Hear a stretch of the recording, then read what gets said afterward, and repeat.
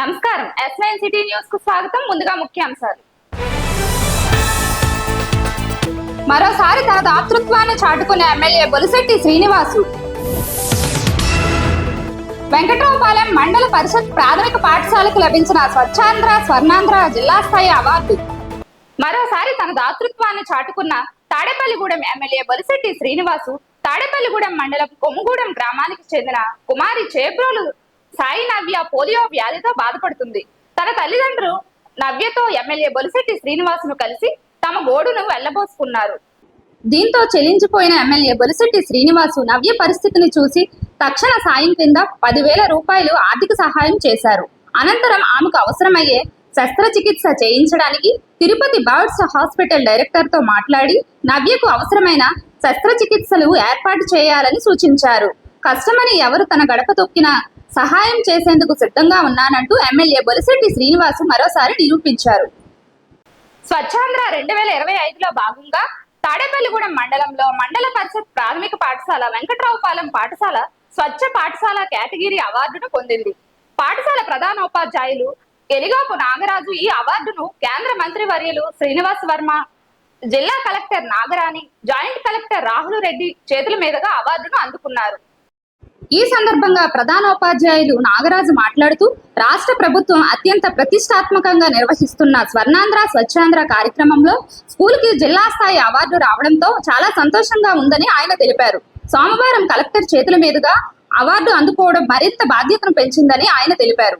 ఈ అవార్డు రావడానికి కృషి చేసిన తోటి ఉపాధ్యాయులు సిబ్బందికి కృతజ్ఞతలు తెలిపారు. పశ్చిమ గోదావరి జిల్లా తాడేపల్లిగూడెం మండల పరిషత్ సమావేశ మందిరంలో తాడేపల్లిగూడెం నల్లజర్ల మండలాలకు చెందిన సర్పంచులు కార్యదర్శులకు 2 రోజుల శిక్షణా కార్యక్రమం ప్రారంభించారు. ముఖ్య అతిథిగా ప్రభుత్వ విప్ బొలిశెట్టి శ్రీనివాసు పాల్గొని జ్యోతి ప్రజ్వలన చేసి కార్యక్రమాన్ని ఆయన ప్రారంభించారు. ఈ సందర్భంగా ఆయన మాట్లాడుతూ రాష్ట్రపతి తరువాత సర్పంచులకు చెక్ పవర్ ఉందని, ప్రజలు ఎన్నుకున్న సర్పంచులు జవాబుదారీగా వ్యవహరించాలని, ప్రజలకు మరింత మెరుగైన పరిపాలన అందించాలని సర్పంచులను కోరారు. ఈ కార్యక్రమంలో ZPTC Anjaneyulu, MPDO Chandrasekhar, EOP RD Venkatesh పాల్గొన్నారు. దీనికి ఏదో ఒకటి ఫలితం ఉండే విధంగా మీరందరూ ప్రవర్తించాలని కోరుకుంటూ సెలవు తీసుకుంటాను. కలుపుకుని వెళ్తూ నియోజకవర్గమైన నిజమైనటువంటి అభివృద్ధికి సంక్షేమానికి మరి బాటలు వేస్తూ ఉన్నారు. వారికి ముందుగా అలాగే మన జిల్లా పరిషత్ ప్రాదేశిక సభ్యులు మిత్రులు వచ్చాల ఆంజనేయులు గారు, ఎంపీడీఓ గారు, అందరూ ఇచ్చేసినటువంటి ప్రజాప్రతినిధులు, ఈ సమావేశానికి అధ్యక్షత వహించిన మల్లికార్జునరావు గారికి, ఎండిఓ గారికి, ఈ సమావేశానికి ఇచ్చేసిన మిత్రులు జడ్పీటీసీ సభ్యులకి, అదేవిధంగా సర్పంచులకు, సెక్రటరీస్కి, ఇంకా అధికారులకు, అనాధికారులకు, పాత్రికేయ మిత్రులకు, కూటమి నాయకులందరూ కూడా ఉదయపూర్వ నమస్కారం. ఈరోజు గడిచిన 5 సంవత్సరాల పరిపాలన మనం చూసాం. ఏ విలేజ్లో కూడా కనీస సౌకర్యాలు ఏర్పాటు చేయలేని పరిస్థితి,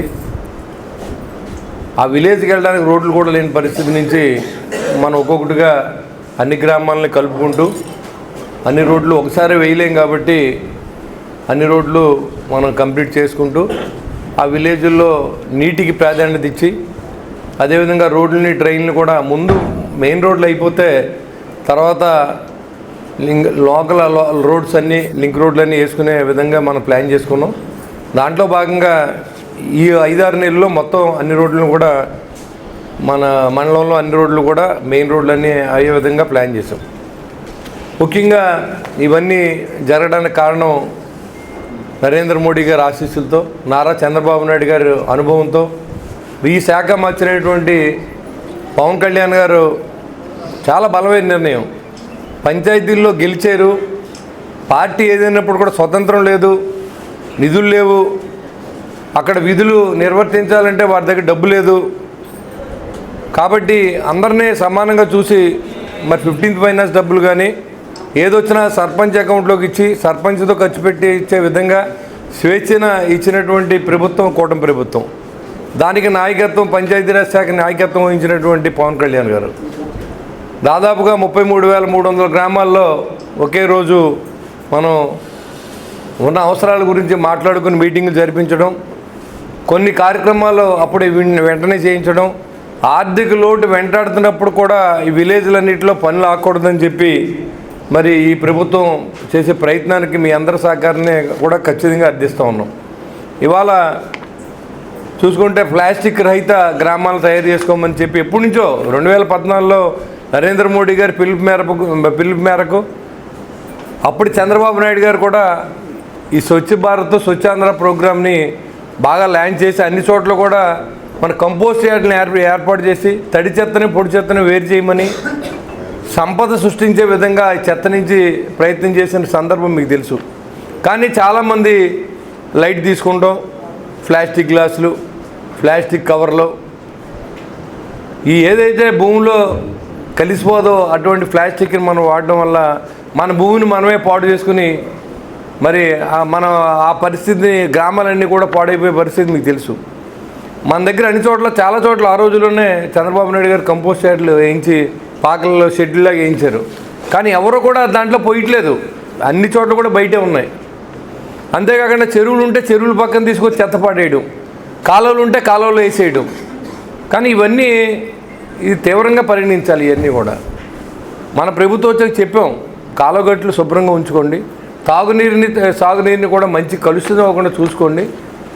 అలాగే అధికారులు కూడా పర్యవేక్షణ చేసి ఎవరన్నా కంపోస్టు కాలువలో వేసినా, చెరువుల్లో వేసినా, రోడ్లపైన వేసినా వాళ్ళని ఖచ్చితంగా ఫైన్ వేయమని కూడా మనం అధికారులకి సర్పంచులు కూడా మనం ఇదివరకు కూడా రాగానే చెప్పడం జరిగింది. దీని ద్వారా ప్రజలకు మరింత మంచి చేసే విధంగాను ఏదైతే 2047 రోజుకి మన బంగారు భవిష్యత్తు రావాలి ప్రతి ఒక్కరికనే ఆలోచనతో పనిచేస్తున్నటువంటి నరేంద్ర మోడీ గారు ఆశయాల్ని, చంద్రబాబు నాయుడు గారు ఆశయాల్ని, పవన్ కళ్యాణ్ గారు ఆశయాల్ని, మరి లోకేష్ గారు ఆశయాల్ని మీరందరూ గౌరవించి మరి ఖచ్చితంగా ప్రజలకు మంచి చేసే విధంగా మీరందరూ ఉంటారని ఉండాలని కూడా ఆశిస్తూ, తప్పకుండా ఈ 2 రోజులు మీకు తెలియని విషయాలు ఉంటే అధికారులు ఉంటారు, ఎండిఓ గారు ఉంటారు, మల్లికార్జునరావు గారు ఉంటారు, అదేవిధంగా ఇక్కడ ఇంకా ఉన్న అధికారులు స్టాఫ్ అంతా ఉంటారు.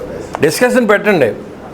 మనకున్న రూల్స్ ఏంటి, మనం ఏం చేయగలం, మనకున్న టైంలో ఇంకేమైనా అవుతుందా, అలా అవదా, ప్రభుత్వంలో ఏ నిధులు ఉన్నాయి, ఏం చేస్తే పిల్లల భవిష్యత్తు బాగుంటుంది, ఏం చేస్తే కుటుంబం బాగుంటుంది, ఏ రకంగా ప్రజల్ని ఎడ్యుకేట్ చేయాలనే దాని మీద మీరు డిస్కషన్ పెట్టుకుంటే ఒకళ్ళు మాట్లాడుకుంటే మీ గ్రామాల్లో ఉన్న ఇబ్బందులు కానీ అదేవిధంగా మీ గ్రామాల్లో సెక్రటరీలు కానీ ఒకళ్ళు డిస్కస్ చేసుకుంటే మరి మీకు మంచి ఆలోచనలు వచ్చే అవకాశం ఉంది. కాబట్టి ఈరోజు మిమ్మల్ని అందరికీ కలిసి ఈ దీంట్లో పార్టిసిపేట్ అవకాశం కల్పించినటువంటి ఇక్కడ ఉన్న మిత్రులందరికీ ధన్యవాదాలు తెలియజేసుకుంటూ ఇచ్చేసారు వారందరికీ కూడా నా హృదయపూర్వక నమస్కారాలు. అలాగే పాత్రికేయ మిత్రులకు కూడా నా ధన్యవాదాలు. ముఖ్యంగా ఇవాళ ఈ కార్యక్రమం యొక్క ఉద్దేశం ఏంటంటే పేదరికం లేని సమాజాన్ని నిర్మించాలనుకోవడం మన అంటే ఈ 9 అంశాల్లో ఏ అంశం మనకి ఇంప్లిమెంట్ అవ్వాలన్నా సరే నిధులు కావాలి. నిధులు కావాలంటే సరైన పాలకులు ఉండాలి.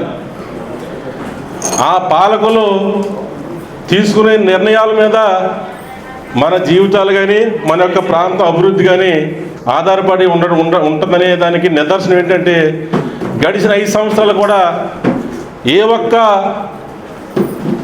పల్లెటూర్లు కానీ అలాగే ఇక్కడ ఉన్నటువంటి సర్పంచులు కానీ ఎంపీటీసీలు కానీ స్థానిక సంస్థల్లో ఎవరికి కూడా ఒక్క రూపాయి నిధులు లేకుండా చేసినటువంటి ఘనత ఆనాటి ప్రభుత్వాన్ని. ఈరోజు మన రాష్ట్ర ఉప ముఖ్యమంత్రి వర్యులు మరియు జనసేన పార్టీ అధినేతమైనటువంటి పవన్ కళ్యాణ్ గారు పంచాయతీరాజ్ మరియు రూరల్ డెవలప్మెంట్ మినిస్టర్గా ఆయన రావడం అనేది మన రాష్ట్రం చేసుకున్నటువంటి అదృష్టంగా మనం భావించాలి. ఎందుకంటే నరేంద్ర మోడీ గారికి ప్రధానమంత్రి నరేంద్ర మోడీ గారికి అత్యంత ఇష్టమైనటువంటి ఎంతో గౌరవంగా ఇవాళ మన రాష్ట్రాన్ని ఎంతో గౌరవప్రదంగా మరి కేంద్రంలో మరి నిలబెట్టారంటే ఆ ఘనత పవన్ కళ్యాణ్ గారికి దక్కుద్దని చెప్పి మనందరం చెప్పక తప్పదు. ఎమ్మెల్యే గారిని పర్సనల్గా ఆయన కూర్చోబెట్టి మీ నియోజకవర్గానికి ఏం కావాలి, మీకు ఏం కావాలి, ఏంటి మీరు ఇంత కష్టపడి నిజాయితీగా ఎవరి దగ్గర రూపాయి ఆశించకుండా మీరు పనిచేస్తున్నారు కాబట్టి మీకు ఏం కావాలని చెప్పి పర్సనల్గా రిక్వెస్ట్గా ఆయన ఆ నిర్ణయాలు తీసుకుని మన నియోజకవర్గానికి రాబోయే కాలంలో ఇంకా పెద్ద ఎత్తున నిధులు తీసుకొచ్చి అభివృద్ధి చేసే కార్యక్రమం మరి జరుగుతుంది. కాబట్టి మనందరం సహాయ సహకార్యాలు మనందరం మరి ఈ మధ్యనే చూస్తున్నాం. కొంతమంది ఏదో బురద జల్లుతున్నారు. ఆ బురద జల్లే వాళ్ళని మనం ఖండించాలి. తాడేపల్లిగూడెం ఏలూరు రోడ్డులోని శ్రీ వాసవి కన్యకా పరమేశ్వరి పంచాయతన క్షేత్రంలో గల వాసవి మాత 58వ శ్రీదేవి శరన్నవరాత్ర మహోత్సవాలు వైభవోపేతంగా జరిగాయి. వాసవి మాతను రాష్ట్రంలోని పురవీధుల్లో తిరిగే అత్యంత ప్రతిష్టాత్మకమైన ఏకైక వెండి రథంపై అమ్మవారి రథోత్సవ కార్యక్రమం వైభవోపేతంగా జరిగింది. వివిధ రాష్ట్రాల నుండి వచ్చిన కళాకారులతో, వివిధ వాయిద్య బృందాలతో సాంప్రదాయం ఉట్టిపడే రీతిగా వీర హనుమాన్, కాళీమాత, వానరముఖ, కేరళ వాయిద్య బృందం, బెంగళూరు కళాకారులతో ఊరేగింపు అంగరంగ వైభవంగా జరిగింది. తాడేపల్లిగూడెం శాసనసభ్యులు బొలిశెట్టి శ్రీనివాస్ వాసవి మాత పూజలు చేసి గుమ్మడికాయతో దిష్టి తీసి కొబ్బరికాయలు కొట్టి రథోత్సవాన్ని ప్రారంభించారు. ఈ సందర్భంగా బొలిశెట్టి శ్రీనివాస్ మాట్లాడుతూ ఆర్యవైశ్యులు 58 సంవత్సరాలుగా చేస్తున్న ఈ పూజా కార్యక్రమాలు గత 9 సంవత్సరాలుగా వెండి రథోత్సవం నిర్వహించడం చాలా శుభ పరిణామమని, ఆర్యవైశ్యులతో పాటు పట్టణ ప్రజలు అందరూ సుభిష్టంగా సౌభాగ్యాలతో ఉండాలని ఆకాంక్షించారు.